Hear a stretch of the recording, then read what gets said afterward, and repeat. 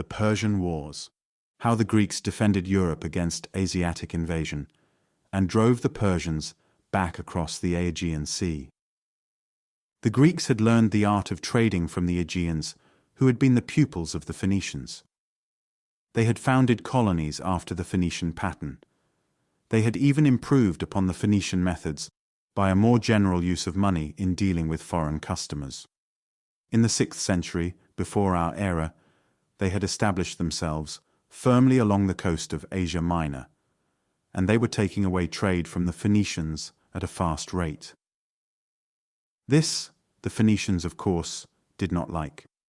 But they were not strong enough to risk a war with their Greek competitors. They sat and waited, nor did they wait in vain. In a former chapter, I have told you how a humble tribe of Persian shepherds had suddenly gone upon the warpath and had conquered the greater part of Western Asia. The Persians were too civilized to plunder their new subjects. They contented themselves with a yearly tribute. When they reached the coast of Asia Minor, they insisted that the Greek colonies of Lydia recognize the Persian kings as their overlords and pay them a stipulated tax. The Greek colonies objected, the Persians insisted. Then the Greek colonies appealed to the home country, and the stage was set for a quarrel. For if the truth be told, the Persian kings regarded the Greek city-states as very dangerous political institutions and bad examples for all other people who were supposed to be the patient slaves of the mighty Persian kings. Of course, the Greeks enjoyed a certain degree of safety, because their country lay hidden beyond the deep waters of the Aegean. But here their old enemies, the Phoenicians, stepped forward with offers of help and advice to the Persians. If the Persian king would provide the soldiers, the Phoenicians would guarantee to deliver the necessary ships to carry them to Europe. It was the year 492 before the birth of Christ, and Asia made ready to destroy the rising power of Europe. As a final warning, the king of Persia sent messengers to the Greeks asking for earth and water as a token of their submission. The Greeks promptly threw the messengers into the nearest well, where they would find both earth and water in large abundance, and thereafter, of course, peace was impossible. But the gods of high Olympus watched over their children, and when the Phoenician fleet carrying the Persian troops was near Mount Athos, the storm god blew his cheeks until he almost burst the veins of his brow, and the fleet was destroyed by a terrible hurricane, and the Persians were all drowned. 2 years later, they returned. This time, they sailed straight across the Aegean Sea and landed near the village of Marathon. As soon as the Athenians heard this, they sent their army of 10,000 men to guard the hills that surrounded the Marathonian plain. At the same time, they dispatched a fast runner to Sparta to ask for help. But Sparta was envious of the fame of Athens and refused to come to her assistance. The other Greek cities followed her example, with the exception of tiny Plataea, which sent 1,000 men. On the 12th of September of the year 490, Miltiades, the Athenian commander, threw this little army against the hordes of the Persians.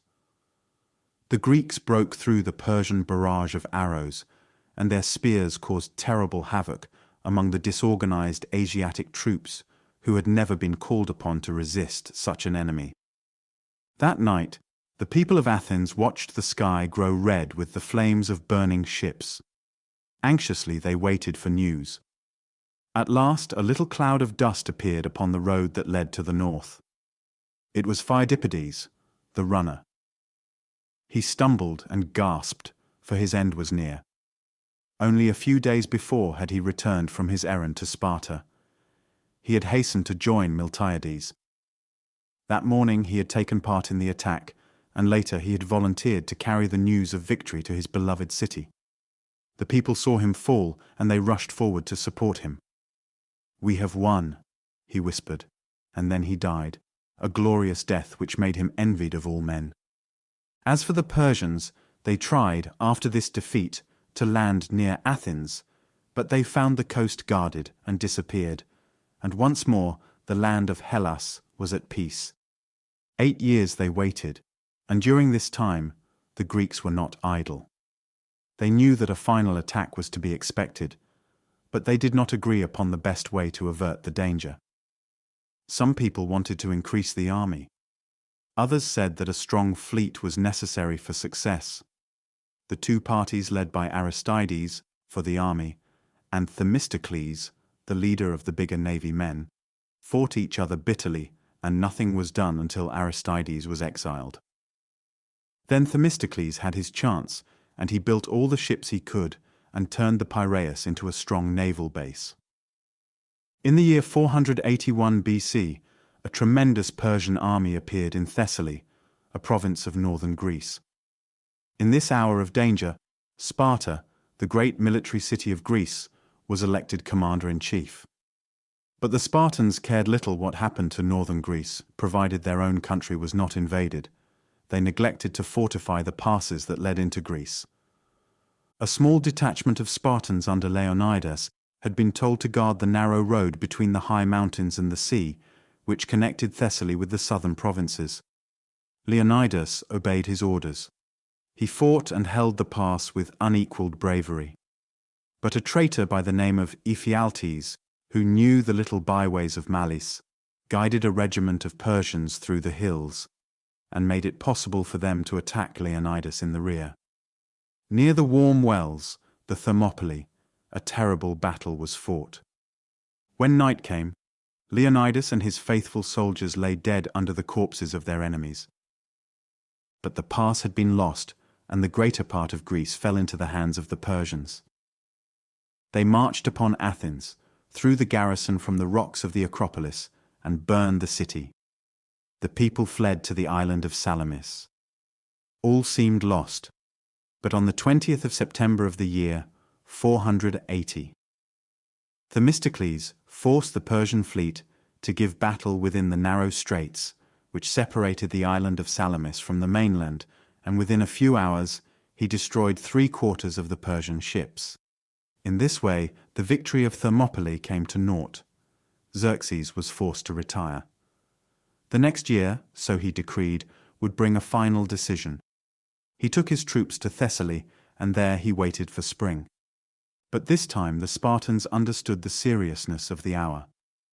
They left the safe shelter of the wall, which they had built across the Isthmus of Corinth, and under the leadership of Pausanias, they marched against Mardonius, the Persian general. The united Greeks, some 100,000 men from a dozen different cities, attacked the 300,000 men of the enemy near Plataea. Once more, the heavy Greek infantry broke through the Persian barrage of arrows. The Persians were defeated, as they had been at Marathon, and this time they left for good. By a strange coincidence, the same day that the Greek armies won their victory near Plataea, the Athenian ships destroyed the enemy's fleet near Cape Mycale in Asia Minor. Thus did the first encounter between Asia and Europe end. Athens had covered herself with glory, and Sparta had fought bravely and well. If these two cities had been able to come to an agreement, if they had been willing to forget their little jealousies, they might have become the leaders of a strong and united Hellas. But alas, they allowed the hour of victory and enthusiasm to slip by, and the same opportunity never returned. Athens versus Sparta. How Athens and Sparta fought a long and disastrous war for the leadership of Greece. Athens and Sparta were both Greek cities, and their people spoke a common language.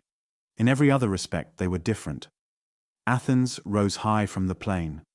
It was a city exposed to the fresh breezes from the sea, willing to look at the world with the eyes of a happy child. Sparta, on the other hand, was built at the bottom of a deep valley, and used the surrounding mountains as a barrier against foreign thought. Athens was a city of busy trade. Sparta was an armed camp where people were soldiers for the sake of being soldiers.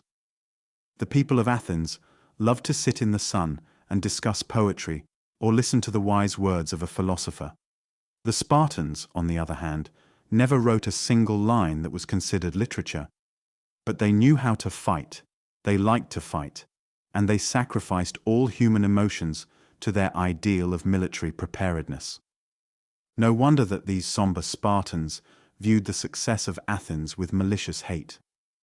The energy which the defense of the common home had developed in Athens was now used for purposes of a more peaceful nature. The Acropolis was rebuilt and was made into a marble shrine to the goddess Athena.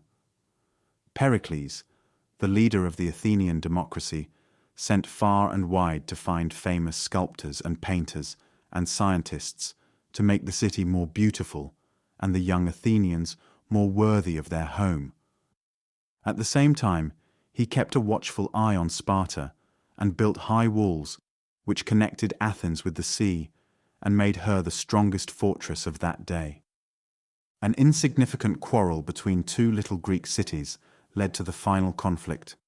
For 30 years the war between Athens and Sparta continued. It ended in a terrible disaster for Athens. During the 3rd year of the war, the plague had entered the city.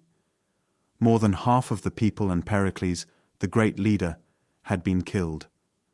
The plague was followed by a period of bad and untrustworthy leadership. A brilliant young fellow by the name of Alcibiades had gained the favor of the popular assembly. He suggested a raid upon the Spartan colony of Syracuse in Sicily. An expedition was equipped and everything was ready. But Alcibiades got mixed up in a street brawl and was forced to flee. The general who succeeded him was a bungler. First he lost his ships, and then he lost his army, and the few surviving Athenians were thrown into the stone quarries of Syracuse, where they died from hunger and thirst. The expedition had killed all the young men of Athens. The city was doomed. After a long siege, the town surrendered in April of the year 404. The high walls were demolished. The navy was taken away by the Spartans.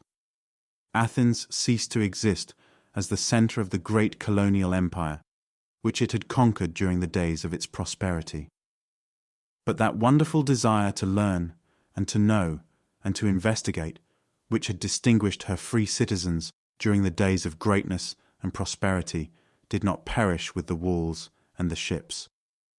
It continued to live. It became even more brilliant. Athens no longer shaped the destinies of the land of Greece.